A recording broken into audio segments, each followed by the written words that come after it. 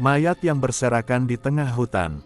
Langit mulai gelap saat Raka dan teman-temannya, Dimas, Yana, dan Sari, mendirikan tenda di tengah hutan.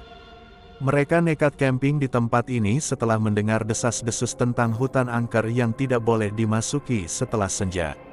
Konon, banyak orang yang hilang tanpa jejak di sini. Namun, mereka menganggap itu hanya mitos belaka. Udah, jangan percaya omongan orang, kata Raka sambil menyalakan api unggun. Namun, saat malam mulai turun, aroma anyir tercium dari dalam hutan. Bau itu begitu menyengat, seperti darah bercampur bangkai yang telah membusuk. Sari mulai merasa tidak nyaman. Kalian cium nggak baunya? Bisiknya pelan. Dimas dan Yana mengangguk, sementara Raka hanya mengangkat bahu. Mungkin bangkai hewan. Angin bertiup pelan, membawa suara bisikan lirih yang entah dari mana datangnya. Pergi, pergi sebelum terlambat. Mereka saling pandang. Tidak ada yang berbicara, tetapi semua merasakan hawa dingin yang tiba-tiba menyelimuti tempat itu. Malam semakin larut, dan suara bisikan itu semakin jelas. Bukan hanya satu, tetapi banyak. Seperti ada puluhan orang berbicara pelan di antara pepohonan. Kita pulang aja besok pagi, usul Yana dengan suara gemetar. Namun, sebelum ada yang sempat menjawab, Sari tiba-tiba berteriak. Ada yang merayap di tanah. Mereka menyorotkan senter ke arah yang ditunjuk Sari. Sesosok tubuh berlumuran darah merangkak perlahan dari balik semak-semak. Matanya kosong, mulutnya mengeluarkan suara parau. Tolong, aku. Dimas mundur ketakutan. Astaga, itu manusia atau? Sosok itu semakin dekat, tangannya yang penuh luka menggapai ke arah mereka. Sari langsung berlari, diikuti yang lain. Namun, langkah mereka terhenti ketika melihat sesuatu di depan, puluhan sosok yang sama, berlumuran darah, dengan bau busuk menyengat. Mereka tidak bergerak, hanya berdiri diam, menatap dengan mata kosong. Kalian tidak seharusnya di sini.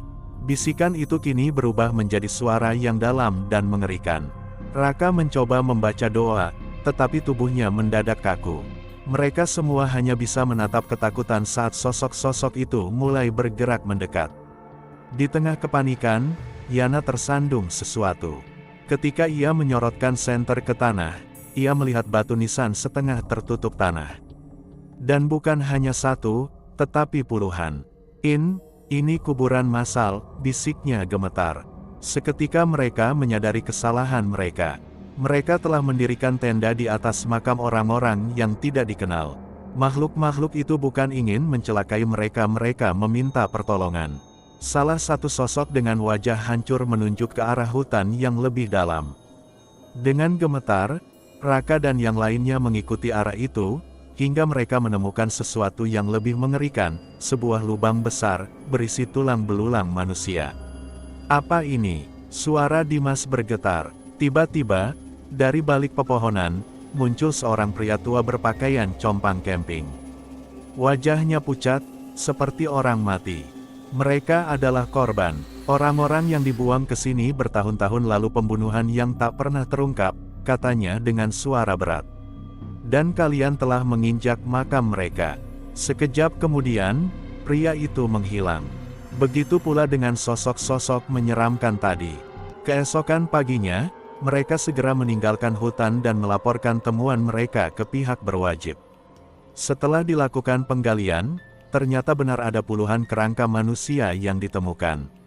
Kasus ini akhirnya dibuka kembali, dan setelah penyelidikan panjang, diketahui bahwa hutan itu dulu pernah digunakan sebagai tempat pembuangan korban pembunuhan oleh sekelompok penjahat. Raka dan teman-temannya selamat, tetapi mereka tidak akan pernah melupakan kejadian malam itu.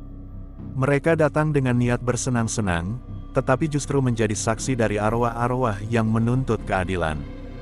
Jangan pernah meremehkan cerita-cerita lama yang berkembang di suatu tempat. Kadang, di balik mitos, tersembunyi sebuah kebenaran yang mengerikan. Dan yang paling penting, hormatilah alam, terutama tempat yang bukan milik kita. Karena di dunia ini, kita tidak hidup sendirian.